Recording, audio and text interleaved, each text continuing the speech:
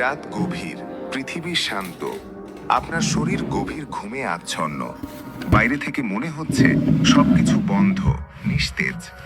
কিন্তু এই শান্ত শরীরের ভেতরে চলছে এক বিশাল কর্মযজ্ঞ।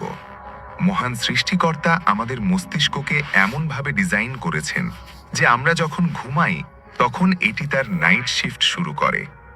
জেগে থাকার চেয়ে ঘুমের মধ্যে মস্তিষ্ক কোনো অংশেই কম শক্তি খরচ করে না, বরং কিছু কিছু অংশে এটি জেগে থাকার চেয়েও বেশি সক্রিয় হয়ে ওঠে। বিজ্ঞানের ভাষায় আমাদের ঘুমকে প্রধানত 4টি ধাপে ভাগ করা হয়। প্রতিটি ধাপে ব্রেন আলাদা আলাদা কাজ সম্পন্ন করে। চলুন এই রহস্যময় যাত্রায় প্রবেশ করি। প্রথম ধাপটি হলো স্টেজ 1, যখন আপনি কেবল তন্দ্রাচ্ছন্ন হতে শুরু করেন। ব্রেন ওয়েভ বা মস্তিষ্কের তরঙ্গগুলো ধীরে ধীরে শান্ত হতে শুরু করে। ঠিক এই সময়েই মনে হয় আপনি উপর থেকে পড়ে যাচ্ছেন এবং শরীর কেঁপে ওঠে। একে বলা হয় হিপনিক জাগ। ব্রেন কনফার্ম করে নিচ্ছে যে আপনি সত্যি ঘুমিয়েছেন কিনা। এরপর আমরা প্রবেশ করি স্টেজ 2 বা হালকা ঘুমে। এখানে ব্রেন ওয়েভে অদ্ভুত কিছু স্পাইক দেখা যায়, যাদের বলা হয় স্লিপ স্পিন্ডেল। এই স্পিন্ডেলগুলো মূলত নয়েজ ক্যান্সেলেশনের কাজ করে। বাইরের ছোটখাটো শব্দ যাতে আপনার ঘুম না ভাঙাতে পারে, ব্রেন সেগুলোকে ব্লক করে দেয়। এই সময়ে শরীরের তাপমাত্রা কমতে থাকে এবং হৃদস্পন্দন ধীর হয়ে আসে। মস্তিষ্ক শরীরকে প্রস্তুত করে পরবর্তী ধাপের জন্য। এখন শুরু হয় স্টেজ 3 বা গভীর ঘুম। একে বলা হয় ডেল্টা স্লিপ। এটি হলো সেই সময় যখন ব্রেন তার সবচেয়ে গুরুত্বপূর্ণ কাজগুলো শুরু করে। দিনের বেলা আমাদের মস্তিষ্কের কোষগুলো খুব কাছাকাছি থাকে, কিন্তু গভীর ঘুমে কোষগুলো প্রায় 60% সংকুচিত হয়ে যায়। কেন জানেন? যাতে মাঝখানে ফাঁকা জায়গা তৈরি হয়। এই প্রক্রিয়ার নাম গ্লিমফ্যাটিক সিস্টেম। এটি ব্রেনের নিজস্ব সিউয়ারেজ বা ড্রেনেজ ব্যবস্থা। এই ফাঁকা জায়গা দিয়ে মেরুদণ্ড থেকে আসা সেরিব্রোস্পাইনাল ফ্লুইড নামের এক স্বচ্ছ তরল তীব্র গতিতে প্রবাহিত হয়। সারাদিন চিন্তাভাবনা করার ফলে আমাদের মস্তিষ্কে কিছু বিষাক্ত প্রোটিন বা বর্জ্য জমে যায়। এগুলো অনেকটা ইঞ্জিনের ধোঁয়ার মতো। এর মধ্যে অন্যতম হলো বিটা অ্যামাইলয়েড। এই বিষাক্ত প্রোটিন যদি মস্তিষ্কে জমে থাকে, তবে এটি নিউরনগুলোকে মেরে ফেলতে পারে। লিম্ফ্যাটিক সিস্টেমের স্রোত এই বিষাক্ত পদার্থগুলোকে ধুয়ে মিশিয়ে রক্তে মিশিয়ে দেয়, যা পরে কিডনির মাধ্যমে শরীর থেকে বেরিয়ে যায়।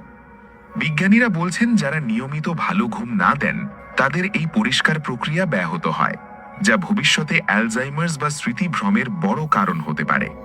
ডিটক্সিফিকেশনের পাশাপাশি গভীর ঘুমের এই স্তরেই আমাদের শরীর মেরামতের কাজ চলে। ব্রেনের নির্দেশে পিটুইটারি গ্ল্যান্ড থেকে নিঃসৃত হয় হিউম্যান গ্রোথ হরমোন। আপনি যদি জিমে ব্যায়াম করেন বা সারাদিন পরিশ্রম করেন, তবে আপনার পেশি বা টিস্যুগুলোর যা ক্ষতি হয় তা এই সময়েই মেরামত হয়। এজন্যই ভালো ঘুম হলে সকালে ত্বক উজ্জ্বল দেখায়। একেই বলা হয় বিউটি স্লিপ।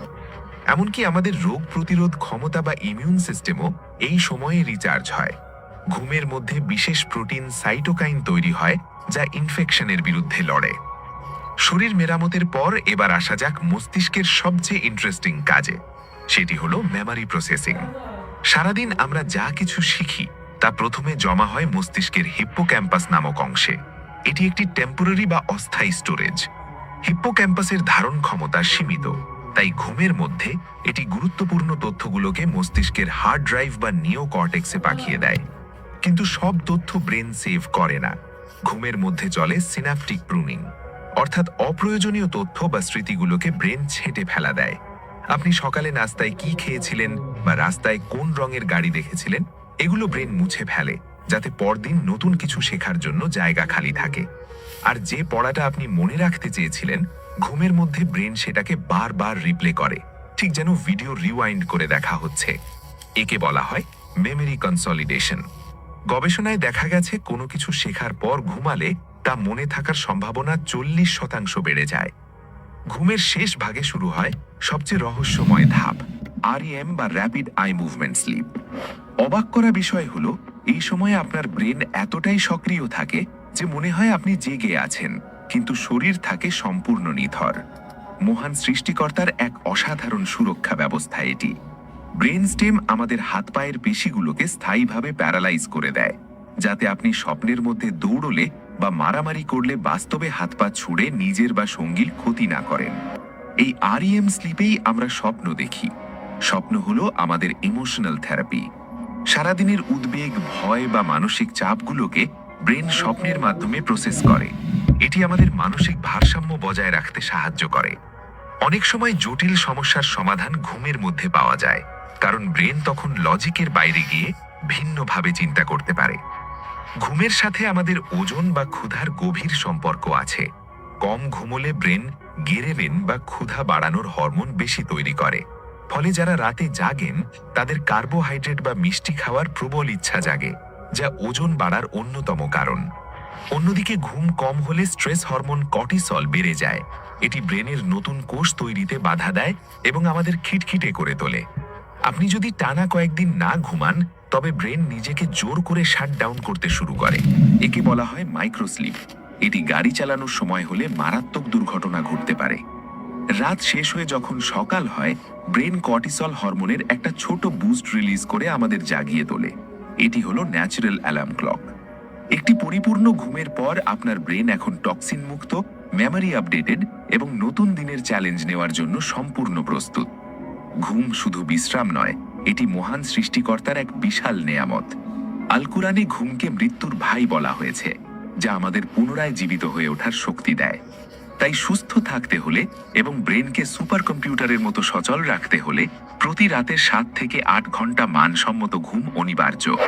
ভালো ঘুমের জন্য শোয়ার 1 ঘন্টা আগে মোবাইল বা ব্লু লাইট থেকে দূরে থাকুন এবং ঘুমানোর ঘরটি আঁধার এবং কিছুটা ঠান্ডা রাখা ব্রেনের জন্য সহায়ক। আমাদের মস্তিষ্কের এই অজানা জগৎ সম্পর্কে জেনে কেমন লাগলো? ভালো লাগলে ভিডিওটিতে লাইক দিন। আপনি গড়ে ক ঘন্টা ঘুমান? কমেন্টে আমাদের জানান। আপনার বন্ধুদের সাথে শেয়ার করে তাদেরও এই গুরুত্বপূর্ণ তথ্যগুলো জানার সুযোগ করে দিন।